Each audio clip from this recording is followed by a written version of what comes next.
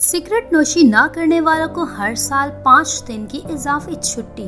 Cigarette नोशी ना करने वालों के लिए ज्यादा तातीलात। जर्मनी में एक रेस्टोरेंट के मालिक हेलमेट ने सिगरेट नोशी ना करने वालों को सालाना 5 दिन इजाफी तातीलात देने का फैसला किया है।